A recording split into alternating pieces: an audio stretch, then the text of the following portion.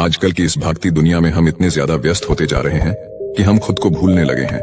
हमारे मन में इतने विचार चलते रहते हैं कि वह हमें शांति से बैठने ही नहीं देते। जब कभी थोड़ा सा समय मिलता है हमें शांति से बैठने का, तो हमारे दिमाग में फिर से तमाम विचार आने लगते हैं और फिर हम यह भूल जाते हैं कि हम शांतिपूर्वक बैठे हैं कि नहीं। अर्थात हमारा दिमाग विचारों से इतना ज्यादा भर जाता है कि वह हमें शांति से एक जगह पर बैठने ही नहीं देता। तो आज के इस वीडियो में हम अपने मन के विचारों को साफ करके अपने दिमाग को किस तरीके से शांत रखा जाए, इसी के बारे में बात करने वाले हैं। दोस्तों, एक बार एक गुरु और एक शिष्य एक सुनसान जंगल से गुजर रहे थे। तभी शिष्य अपने गुरु से एक सवाल करता है कि गुरुजी, ऐसा क्यों होता है कि कुछ लोगों के पास कुछ भी नहीं होता लेकिन फिर भी वह सुखी रहते हैं और आनंद में रहते हैं, और कुछ लोगों के पास सब कुछ होते हुए भी उदासी उनके चेहरे पर साफ दिखाई देती है। गुरु ने एक मुरझाए हुए फूल की तरफ इशारा करते हुए अपने शिष्य से कहा कि यह सोचने और समझने की बात है। अगर यह फूल ये सोचेगा कि मैं कल मुरझा गया था, या फिर यह सोचेगा कि मैं भविष्य में फिर से मुरझा जाऊंगा, तो यह कभी भी खुलकर पूरी तरीके से खिल नहीं पाएगा। अपने सुंदर स्वरूप में यह कभी भी वापस नहीं आ पाएगा और अपनी खुशबू इस प्रकृति में कभी भी बिखेर नहीं पाएगा। इसी प्रकार इंसान अपने अतीत की यादों में खोया रहता है, या फिर अपने भविष्य की करता रहता है, भविष्य के दुखों के बारे में सोचता रहता है, या भूत में जो उसके साथ बुरी घटनाएं घटित हुई हैं, वह उन्हीं के बारे में सोच सोच करके वह अपने भविष्य के लिए चिंतित होता रहता है।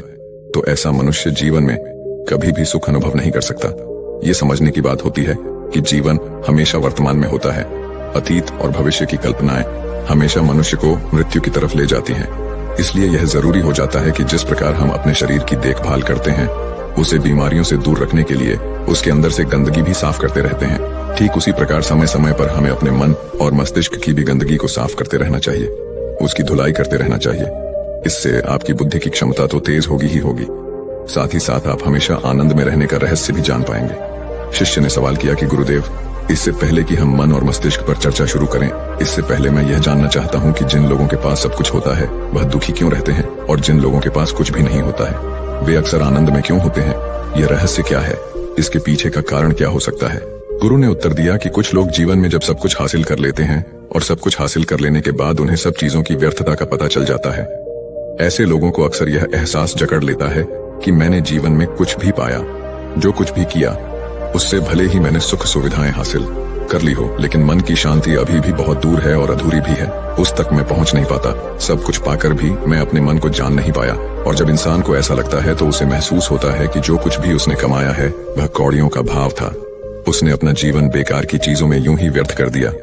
और वहीं पर जिस इंसान के पास जीवन में कुछ भी नहीं होता है, उसके पास एक उम्मीद होती है, सब कुछ पाने की लालसा रखता है, और वही लालसा, वही इच्छा उसको जीवन में खुश रखती है, आगे बढ़ाती है, और ऊर्जा से वह हमेशा भरा रहता है। गुरु ने अपने हाथ से एक सूखे पेड़ की तरफ इशारा करते हुए कहा कि शिष्य, कभी तो यह पेड़ भी हरा भरा रहा होगा, फलों से लदा हुआ रहा होगा, अनेक प्रकार के पक्षी और जानवर इस पर आराम करते होंगे, इसके फलों को खाते होंगे।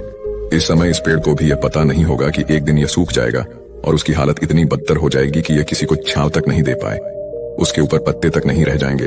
उसी प्रकार मनुष्य अपने जीवन की दौड़ में यह भूल जाता है कि जिस दौड़ में वह सबसे आगे निकलने की कोशिश कर रहा है, उसका अंतिम चरण तो मृत्यु ही है। काश वो कभी इस दौड़ से अलग हटकर यह देख पाए कि इसका अंतिम चरण उसे कहां तक पहुंचाएगा। जिस दौड़ को वह सबसे आगे निकलकर जीतने के ख्वाब देख रहा है, उसका वास्तव में अंतिम चरण मृत्यु ही है। काश वह कभी जीवन में भी हो जाता है कि उन घटनाओं को हम किसी भी तरह अपने मन की दौड़ में ठहराकर यह देख पाए कि उसका चरण क्या है और उसका परिणाम क्या होने वाला है। वो तो बहुत कुछ इकट्ठा करने में लगा हुआ है, एक दिन वह सब यहीं का यही रह जाएगा। इकट्ठा करते करते एक दिन उसका शरीर मृत्यु को प्राप्त हो जाएगा और फिर उसका शरीर आग में जलकर राख हो जाएगा, लेकिन उसके द्वारा बनाई हुई चीज सब यहीं की यहीं पड़ी रह जाएगी। लेकिन इंसान चीजों को इकट्ठा करते करते अपनी जिंदगी को जीना भूल जाता है। वह कभी ठीक से खुलकर हंस भी नहीं पाता, बस इकट्ठा करने में लगा रहता है, और इकट्ठा करते करते वह अपने सब सुख, चैन, खुशी सब कुछ खो देता है। ऐसा भी हो सकता है कि वह ऐसे कार्यों की तरफ आगे बढ़ सकता है जो उसके जीवन में आनंद पैदा करता हो, जो उसके जीवन को एक नई दिशा दे। गुरु ने कहा कि एक योगी ही होता है जो जीवन की दौड़ में ठहर जाता है, जो यह समझ लेता है कि जीवन का अंतिम चरण तो मृत्यु ही है। इसीलिए वह जीवन में सुख सुविधाएं हासिल करने की बजाय खुद के मन और मस्तिष्क को एक नए आनंद की तरफ ले जाने का प्रयास शुरू कर देता है। शिष्य ने सवाल किया कि गुरुदेव, क्या एक गृहस्थ जीवन में जीने वाला मनुष्य उस आनंद की प्राप्ति नहीं कर सकता? और अगर कर सकता है तो किस प्रकार शुरुआत उसे करनी चाहिए? गुरु ने कहा कि बिल्कुल कर सकता है। गुरु ने उत्तेजित होकर उत्तर दिया कि अगर सभी मनुष्य उस आनंद की प्राप्ति के लिए योगी बनने का निश्चय कर लें तो इससे तो प्रकृति का चलन ही रुक जाएगा, उसकी जो व्यवस्था है वह बिगड़ने लगेगी। एक सच्चा योगी अपने जीवन में खोज करता है और खोज करने के बाद वह गृहस्थ जीवन में किस प्रकार आनंद को प्राप्त किया जा सकता है वह तरीके सभी को बताता है, ताकि मनुष्य अपने गृहस्थ जीवन का पालन करते हुए उस आनंद की प्राप्ति भी कर सके। गुरु ने उस युवक को संबोधित करते हुए उत्तर दिया कि मैंने अपने जीवन में जो खोज की है उसके अनुसार मनुष्य को समय समय पर अपने मन और मस्तिष्क की सफाई करते रहना चाहिए।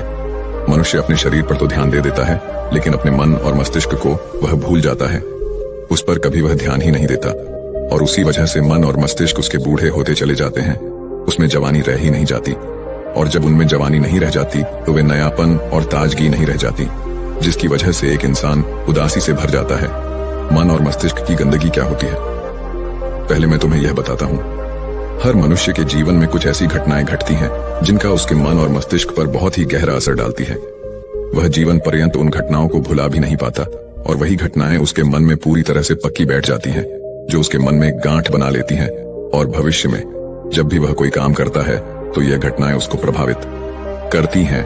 उसके विचारों को, उसके निर्णय को पूरी तरह से यह घटनाएं बदल कर रख देती हैं। ऐसे मनुष्य की दृष्टि भी भ्रमित हो जाती है, वह सत्य स्वरूप को देख ही नहीं पाता, वह उन चीजों को उन घटनाओं से जोड़कर भ्रमित तरीके से देखता रहता है। उदाहरण के लिए, अगर किसी बुरी आंखें वाले आदमी ने आपको धोखा दे दिया है तो आप जीवन पर्यंत बुरी आंखें वाले आदमी को हमेशा धोखेबाज ही समझते रहेंगे, उस पर कभी पूर्ण रूप से आप विश्वास ही नहीं कर पाएंगे। लेकिन समझने की बात यह होती है कि जिस इंसान ने आपको धोखा दिया है वह धोखा आपको बुरी आंखों से नहीं मिला, वह इंसान के स्वभाव से मिला है। लेकिन उस इंसान के स्वभाव से हमारे दिमाग में उसका एक चित्र छप गया, उसकी एक छवि बन गई, और वह छवि दूसरे आदमी से जब हम संपर्क करते हैं तो बीच में एक दीवार की तरह खड़ी हो जाती है, और इसी वजह से दो लोगों के बीच गहरे संबंध स्थापित नहीं हो पाते। तो मनुष्य के लिए सबसे जरूरी यही होता है कि वह अपने आप को अतीत की घटनाओं से मुक्त रखे, उन घटनाओं से प्रभावित होकर वह दिमाग में किसी तरह की छवि न बनाए। कुछ लोग इस बात पर यह सवाल खड़ा कर सकते हैं कि फिर जीवन के अनुभव किस काम में आएंगे, लेकिन समझने की बात तो यह होती है कि हम जीवन के अनुभवों को भी भ्रमित तरीके से जान लेते हैं, सही तरीके से उनसे सीख ही नहीं पाते।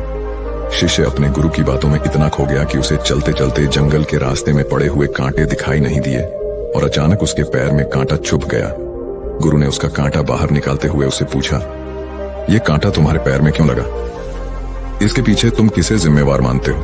गुरु ने कहा कि तुम मुझे भी जिम्मेवार मान सकते हो, क्योंकि मैं तुम्हें ये बातें सुना रहा था, या तुम खुद को भी जिम्मेदार मान सकते हो कि तुम मेरी बातों में इतना खो गए कि तुम्हारा रास्ते पर से ध्यान ही नहीं रहा, या तुम इन पेड़ों को भी जिम्मेवार मान सकते हो जिन्होंने यह कांटे इस रास्ते पर बिछा दिए। तभी शिष्य ने उत्तर दिया कि गुरुदेव, इसमें मैं खुद को ही जिम्मेदार मानता हूँ, क्योंकि आप तो अपना काम कर रहे थे और इस पेड़ ने भी अपना काम किया, पर मैं अपना काम होश पूर्वक नहीं कर पाया। अगर मैं चलते समय ध्यान लगाए रहता, अगर मैं आपकी बातों में पूरी तरह से नहीं खो जाता तो मुझे ये कांटा कभी नहीं लगता। इसमें पूरी तरह से ही मेरी गलती है। गुरु ने शाबाशी से अपने शिष्य की पीठ को थपथपाया और आगे कहा कि जो घटनाएं हमारे मन को प्रभावित करती हैं, जरूर उसे बाहर निकाल दें, और उसके लिए सबसे सरल तरीका है कि अपनी भावनाओं को व्यक्त करना सीखो। उसे अपने दिल में, अपने मस्तिष्क में बैठा कर मत रखो। जब तुम किसी दूसरे मनुष्य के सामने अपनी भावनाओं को व्यक्त कर देते हो तो तुम्हारे मन का बोझ हल्का हो जाता है। कुछ लोगों का स्वभाव ऐसा होता है कि वह अपने मन की बात किसी को नहीं बताते। ऐसे लोग अक्सर अंदर ही अंदर दुखी होते रहते हैं, लेकिन वह अपने मन की बात किसी दूसरे आदमी को कभी नहीं बताते। उसके कुछ उल्टे ऐसे लोग भी होते हैं जो अपने मन में किसी भी बात को रख नहीं पाते। उनके साथ कुछ भी अच्छा या बुरा होता है, वह अपने मन की बात, अपने भावनाओं की बात दूसरों के सामने व्यक्त कर देते हैं। और तुमने खुद महसूस किया होगा कि जो लोग अपने मन की भावनाओं को व्यक्त कर देते हैं वह जीवन में ज्यादा आनंदित रहते हैं। कभी भी प्राकृतिक रूप से आए हुए भावनाओं को नहीं रोकना चाहिए। यह हमें किसी भी भावना को दबाना नहीं चाहिए। अगर हम किसी भी भावना को रोकने की कोशिश करते हैं तो वे हमें अंदर ही अंदर खाने लग जाती हैं। गुरु ने आगे कहा कि शिष्य, अगर तुम्हारा मन किसी बुरी घटना पर रोने को हो रहा है तो चीख चीख कर रो लो, अपने आप को रोको मत। उस भावना को पूरी तरह से बाहर आने दो। अगर किसी दूसरी घटना पर तुम्हारा मन खुश होने का, आनंदित होने का हो रहा है तो पूरी तरह से नाचो, गाओ, जिससे कि तुम उस भावना को बाहर निकाल सको। और जब वे भावनाएं अपनी पूरी गति के साथ बाहर आ जाती हैं तो तुम्हारा मन उन घटनाओं को पीछे छोड़ देता है, अर्थात तुम्हारा मन धीरे धीरे हल्का होने लगता है। गुरु ने शिष्य को समझाते हुए बताया कि जिस प्रकार तेज रफ्तार से चलता हुआ पानी अपने वेग से आने वाली सभी बाधाओं को तोड़ देता है, और अगर हम अपनी भावनाओं को बहने दिए तो वह उन सभी बाधाओं को तोड़ देगा, और उस बात को तोड़ने के बाद उसका कचरा उसके मन से निकल जाएगा और उसका दूषित मन भी साफ हो जाएगा, उसके अंदर की गंदगी भी दूर हो जाएगी।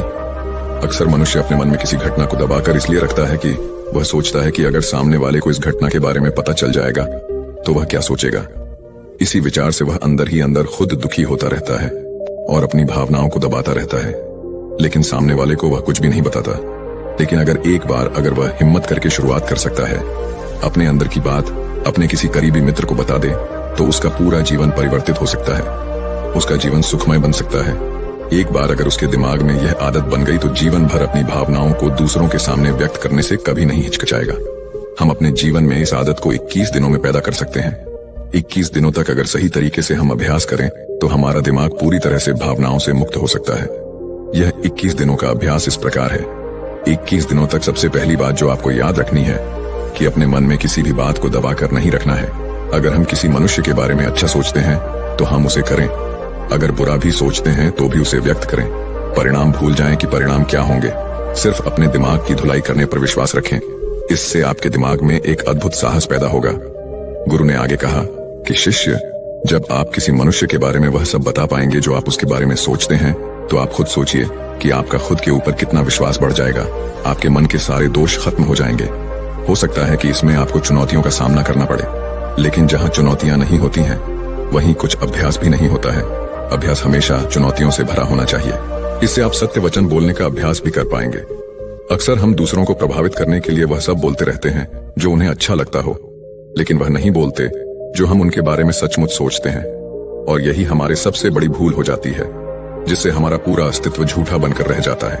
और अपनी भावनाओं को व्यक्त करते समय यह भी जरूर ध्यान रखें कि आपके अंदर जो भावनाएं उस इंसान के प्रति उठ रही हैं, उसके पीछे का मूलभूत कारण क्या है। उदाहरण के लिए, जब एक नौकर अपने मालिक के लिए कोई काम करता है और वह काम अच्छे से नहीं कर पाता है, तो मालिक उसे डांट फटकार देता है, जिससे उसके अंदर उसके प्रति क्रोध की भावनाएं उठने लगती हैं।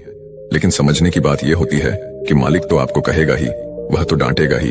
अगर आप अच्छे से काम नहीं करेंगे, अगर आप काम अच्छे से कर रहे हैं और फिर भी आपका मालिक आपके साथ उचित व्यवहार नहीं कर रहा है, तो आप खुलकर अपने मालिक को अपनी भावनाएं व्यक्त कर सकते हैं, बिना यह सोचे कि इसका परिणाम क्या होगा। अगर आप इस भावना को उठाएंगे नहीं तो आप अपनी नजरों में खुद ही नीचे गिरने लग जाएंगे। आपका आत्मविश्वास बिल्कुल खत्म हो जाएगा। दूसरा अभ्यास जो तुम्हें 21 दिनों तक करना है वह यह है कि जो भी घटनाएं तुम्हारे साथ घटित होती हैं, कम से कम आपके जीवन में एक ऐसा इंसान होना चाहिए जिसके सामने तुम अपने दिल की बात रख सकते हो। चाहे अच्छी बात हो चाहे बुरी बात हो, वह सब बातें तुम बिना कुछ सोचे विचारे, बिना कुछ डर से कि वो इंसान तुम्हारे बारे में क्या सोचेगा, तुम उस इंसान को अपनी सारी बातें बता सको और वह इंसान तुम्हारी सारी बातें सुनने के बाद तुम्हारे लिए कोई छवि पैदा ना करें। ऐसे इंसान अपने जीवन में खोजो और उनके सामने अपनी सारी भावनाएं व्यक्त करने की कोशिश करो। दिन में जो कुछ भी घटित होता है, अच्छा लगता है या बुरा होता है, किसी के प्रति आकर्षण होता है, उसको एक दोस्त की तरह बताने का प्रयास करें। इससे यह पता चल जाएगा कि तुम्हारा मन घटनाओं के प्रति किस प्रकार की भावनाएं पैदा करता है।